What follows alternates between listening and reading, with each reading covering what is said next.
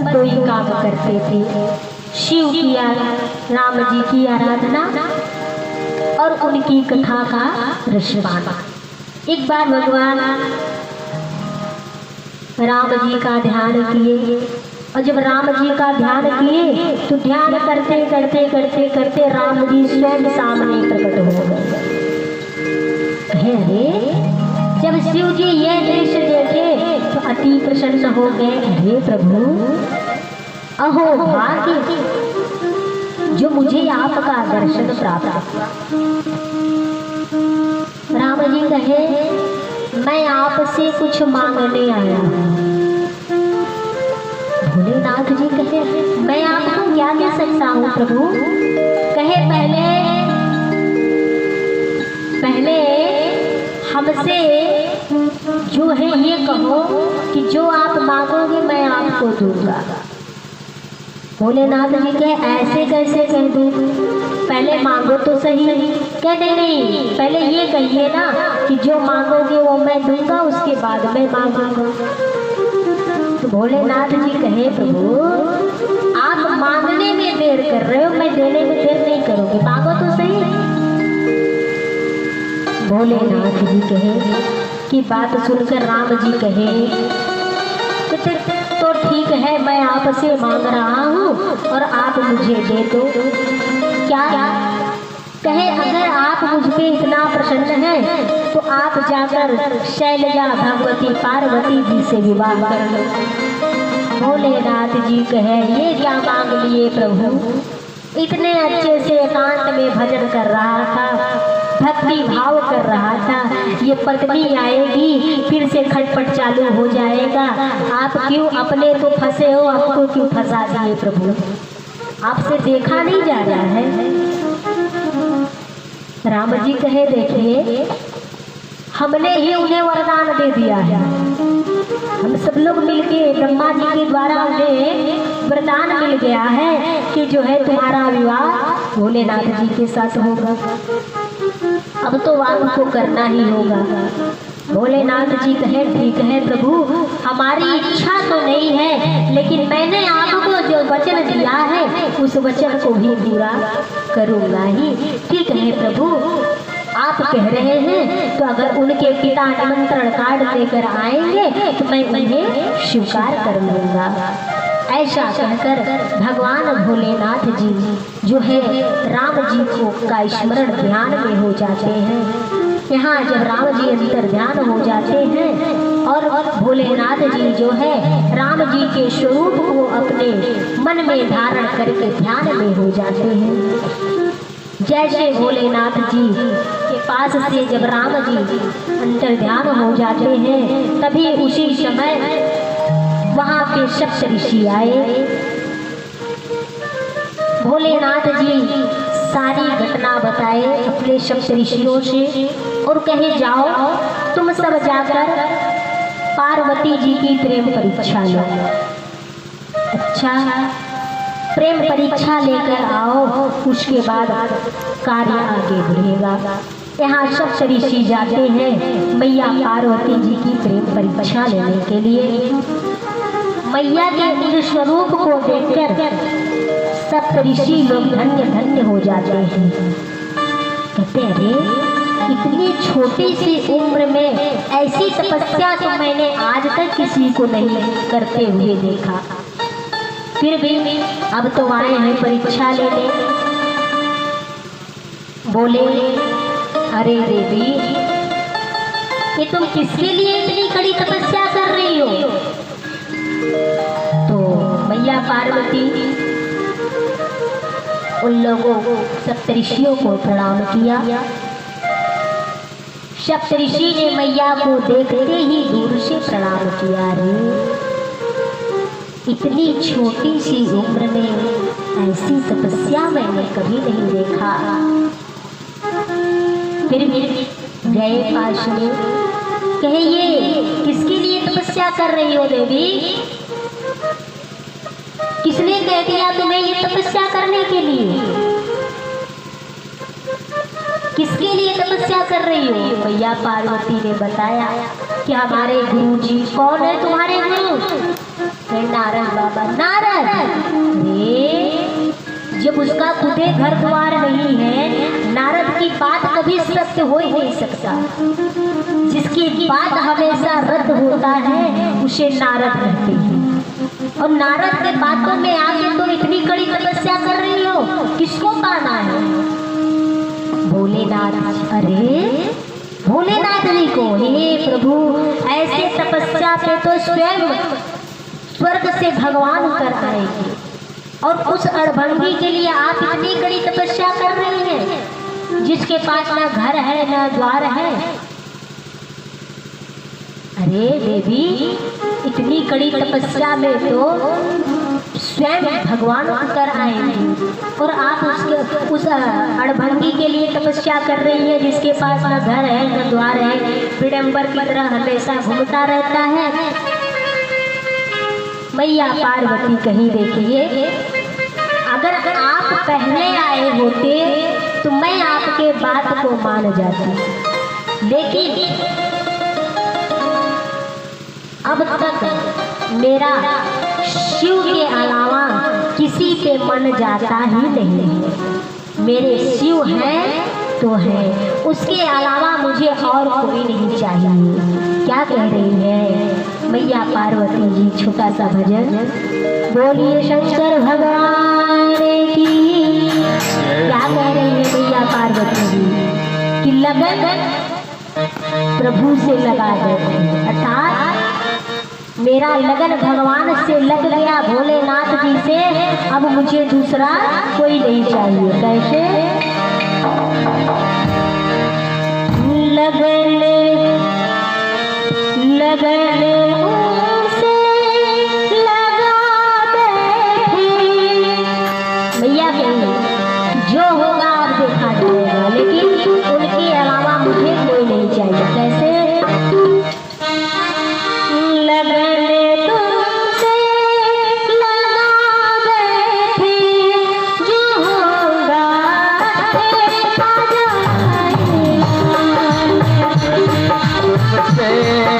लगा बैठे, जो होगा देखा जाएगा।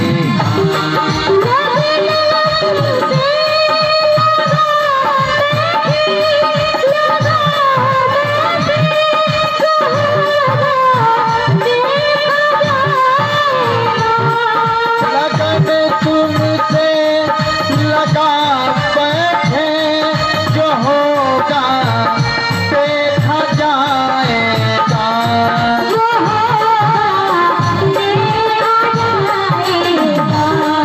जो होगा देखा जाएगा।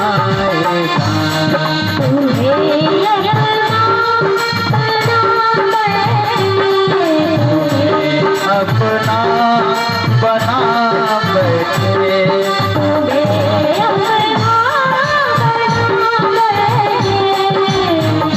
अपना बना बैठे।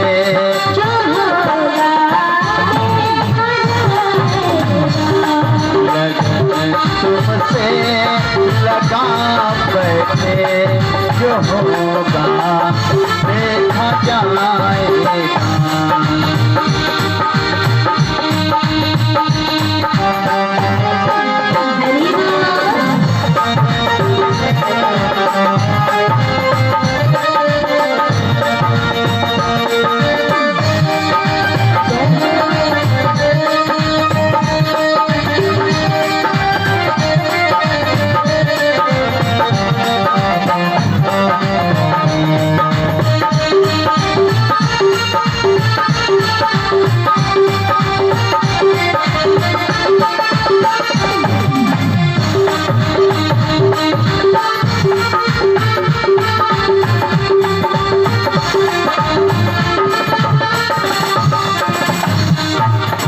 और क्या कह रही है?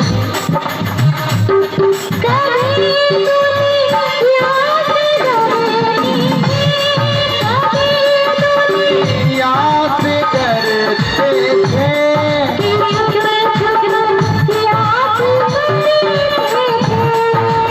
छुप छुप याद करते थे।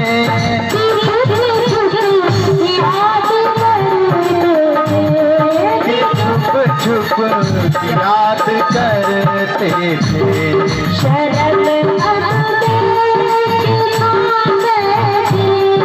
शर्म अब पेट खा बैठे।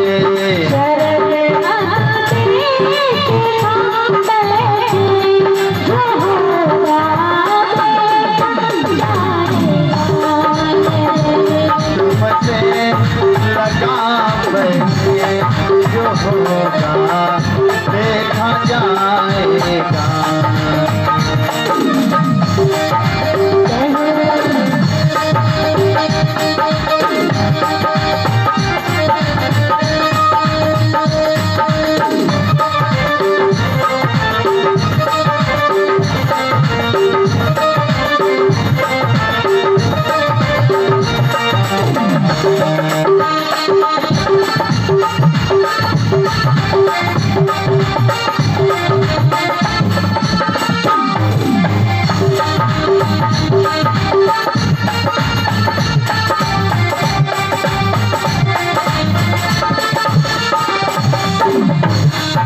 और क्या कह रही है कि मेरा मन जिसके पे मन आ गया वो भाग गया, और मैं शिव के अलावा अब किसी को चाहती नहीं।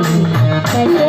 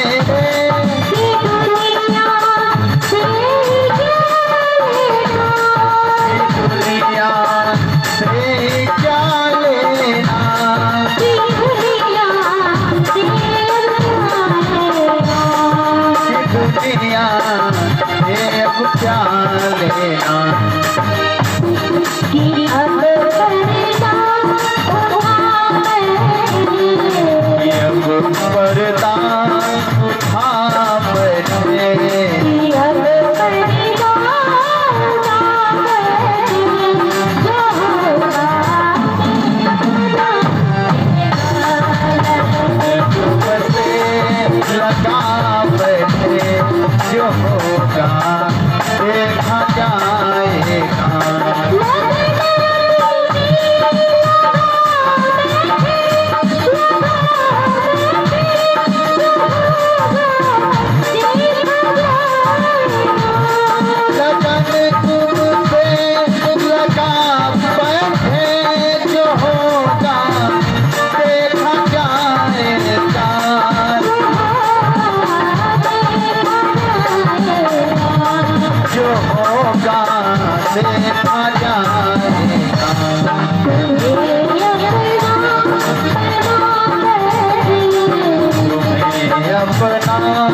बना बैठे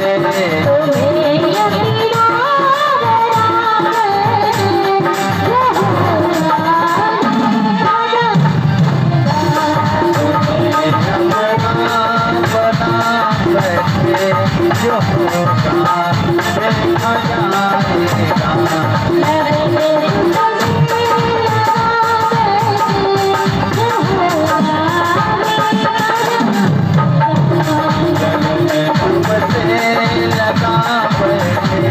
जो होगा देखा जाएगा। जो होगा देखा जाएगा। जो होगा देखा जाएगा। बोलिए प्रभु श्री रामचंद्र जी। यहाँ जो है भगवान मैया की जो है प्रेम परीक्षा लेके सप्त ऋषि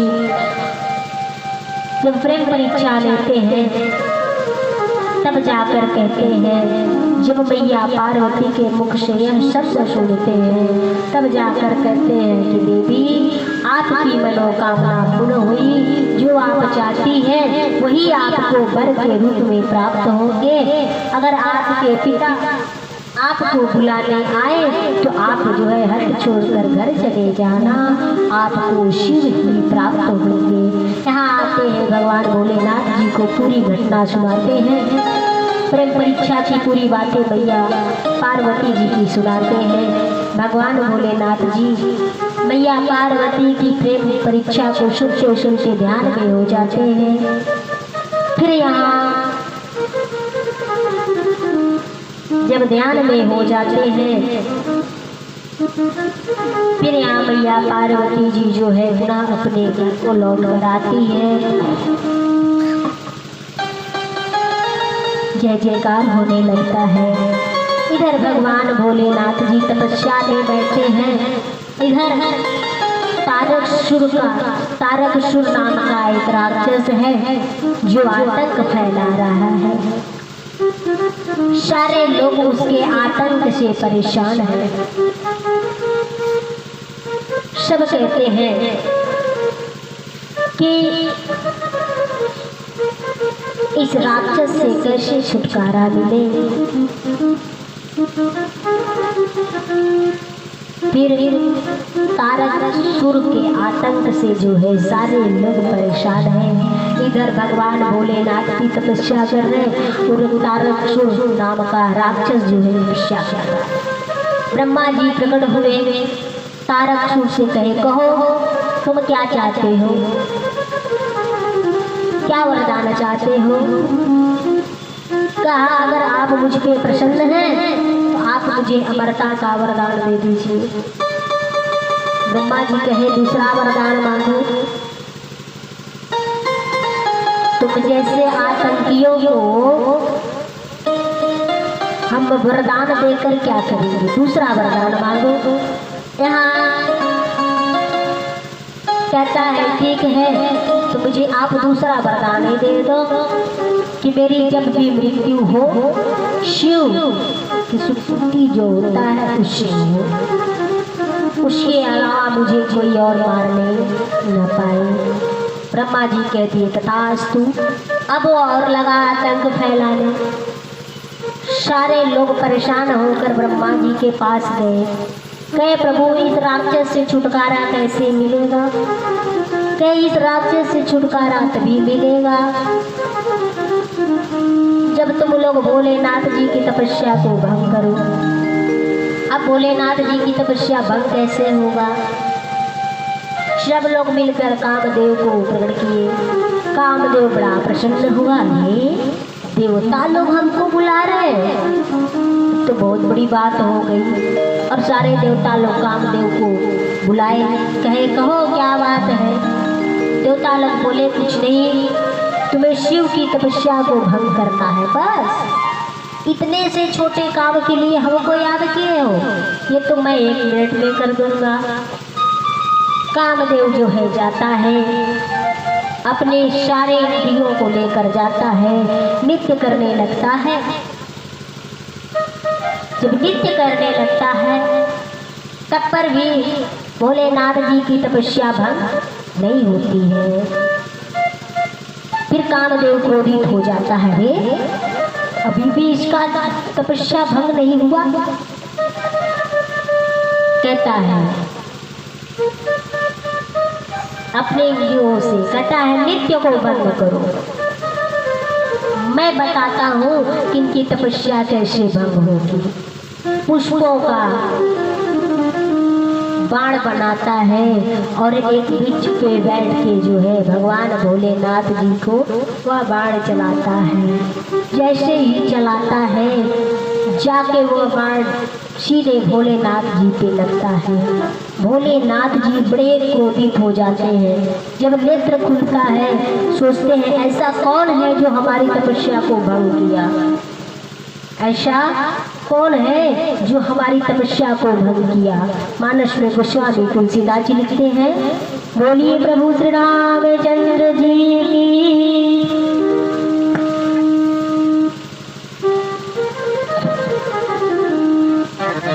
तब सीधी शरण नयन धारा, सब सेवके सर नयन उभारा। चितवत काम भयउ जन प्यारा, चितवत काम भयउ जन प्यारा। श्री राम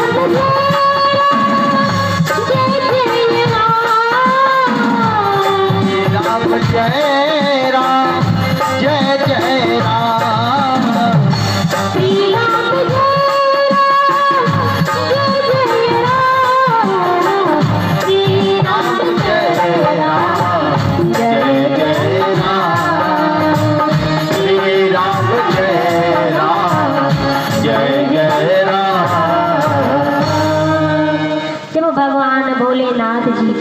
तपस्या भंग हुआ। क्रोध में होकर चारों तरफ देखने लगते हैं कौन है जो हमारी तपस्या को भंग किया। और देखते देखते नजर जाता है कामदेव की तरफ। जब कामदेव की तरफ नजर जाता है भोलेनाथ जी का, भोलेनाथ जी कामदेव को तुरंत जो है जलाकर भस्म कर देते हैं। यह बात रति को पता चलता है। रति रोते रोते आती है, कहीं प्रभु आप तो दयालु हैं, हमने सुना है कि आप दयालु हैं। मेरे पति आपका क्या बिगाड़े थे जो आपने मेरे पति को मार डाला? अरे आप तो क्षमा करने योग्य हैं, आपको क्षमा कर देना चाहिए। हमारा पति जो है आपका क्या बिगाड़ा था जो आपने उसे मार डाला? भोलेनाथ जी कहे देवी तुम रो मत। धर्म कार्य में अगर कोई भी विघ्न डालता है तो मैं उसे छोड़ने वाला नहीं हूँ, क्योंकि धर्म के पीछे अगर अधर्म का पर्दा हो तो उसे चीर डालने में कोई दोष नहीं है। तुम घबराओ मत रति, तुम्हें तुम्हारा पति प्राप्त होगा। कब होगा, कहाँ होगा, ये मैं तुम्हें बताता हूँ। मानस में गोस्वामी तुलसीदास जी लिखे हैं,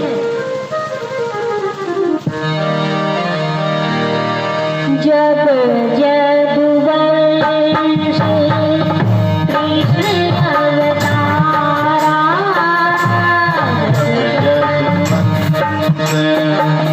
ये है अवतारा, होई है हरण माही धारा।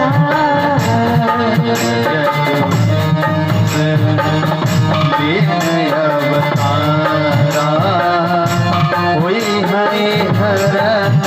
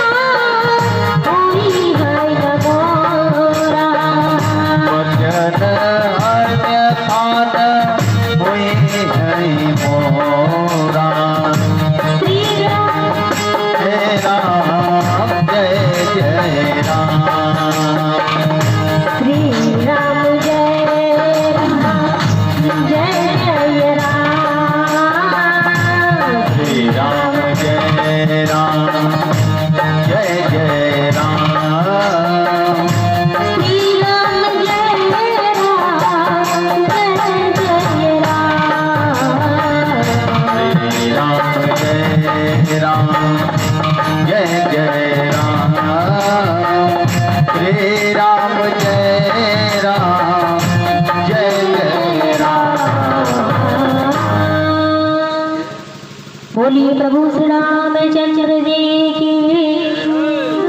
यहाँ जो है भगवान भोलेनाथ जी जो है मैया रति को जो है सांत्वना देते हैं कि देवी आप परेशान मत हो, आपका पति जो है जब कृष्ण का अवतार होगा उनका जो पुत्र होगा उस पुत्र का जो नाम है प्रद्युम्न, वही आपका पति के रूप में आपको प्राप्त होगा। ऐसा कहकर भगवान भोलेनाथ जी जो है रति को समझाते हैं। रति प्रसन्न होकर अपने धाम को लौटती है। यहाँ जब भगवान भोलेनाथ जी की तपस्या जब भंग हुआ तो सारे लोग जो है दौड़े दौड़े सारे देवता लोग आते हैं। कहाँ? भोलेनाथ जी के पास। अरे प्रभु मैं धन्य हो गया। क्यों? करे प्रभु आपकी तपस्या भंग हुआ और आज हम लोग आपका दर्शन करने के लिए आए हैं। यहाँ भोलेनाथ जी बहुत प्रसन्न हुए। कहे प्रभु हम लोग कुछ कार्य से आए हैं। क्या? कहे प्रभु इतने दिनों से कभी कहीं किसी का विवाह नहीं हो रहा है और यहाँ पे जितने लोग उपस्थित हैं सबका विवाह तो हो ही चुका है। कुंवारे में कुंवारे ख्वाब ही दिख रहे हैं। तो हम चाह रहे हैं प्रभु कि आपका भी विवाह हो जाता तो बड़ा अच्छा रहता। भोलेनाथ जी कहे देखो हमें विवाह नहीं करनी है। क्यों? कहे नहीं मैं विवाह नहीं करूँगा। अरे प्रभु आप मान जाइए विवाह कर लीजिए। भोलेनाथ जी कहे चलो ठीक है हमारी इच्छा तो नहीं है तुम लोगों की इच्छा है तो मैं विवाह जरूर करूँगा। यहाँ जो है भगवान भक्तों को जो है सांत्वना देते हैं तो ठीक है जाओ मैं विवाह अवश्य करूँगा। सारे देवता लोग प्रसन्न हो जाते हैं। अति प्रसन्नता के साथ जो है भगवान भोलेनाथ जी की विवाह की तैयारी करने लगते हैं। यहाँ सारे देवता लोग बहुत ही प्रसन्न होकर जो है भगवान भोलेनाथ जी के विवाह की तैयारी में लग जाते हैं।